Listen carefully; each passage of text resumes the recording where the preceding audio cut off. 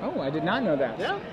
And he is playing the Aristocrats. So we have the Aristocrats against Gruul Aggro from Zamora. Both of these players are 4-0, and we are in a third and final game. Yeah, we saw Nathan Zamora win on camera earlier today. He defeated a black-green control deck. Yeah, defeated Tan and Grace. Yep. Playing the Desecration Demon black-green deck that we saw last weekend in Nashville.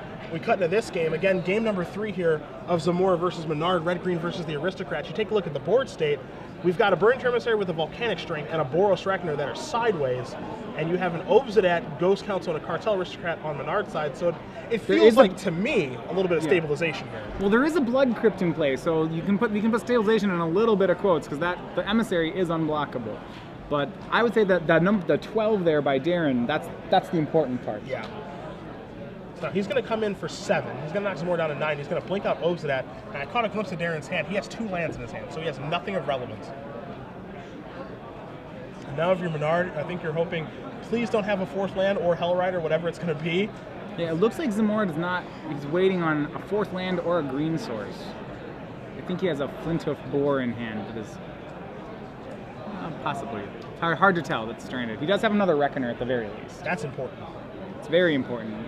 Because that thing gets in the way of an Obsidian attacking. Because right now, Obsidian, with it coming back, would be lethal. Because it will move Minard up to 7, Zamora down to 7, and then this would have been an attack for 7. So it looks like a removal spell off the top for Minard. For the Reckoner would get it done. Right, they don't, well, Aristocrats, I don't believe Minard has too many removal spells. He has, sorry, apologies, he has 4 Tragic Slips. Yeah, I mean, right now that wouldn't get it done because it wouldn't take care of the Reckoner. And he has 1 Orzhov Charm, but he's just drawn another land for the turn in the form of Blood Crypt. And I don't know if he maybe, it looks like he's looking through his graveyard a little bit, but there's no Lingering Souls. No Lingering Souls down there. And now he's in a rock and a hard place because now he's thinking, all right, can I blink Obsidian out? The answer is no.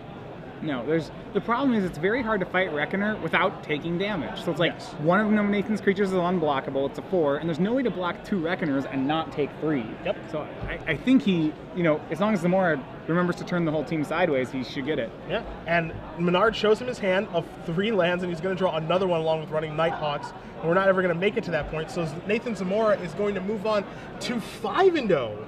With red-green aggro. Right, so we're seeing him defeat a lot of the difficult matchups for the deck, actually, which is, we've seen him defeat a black-green control deck, we've seen him defeat an Aristocrats deck, which is sometimes fairly well positioned against aggro.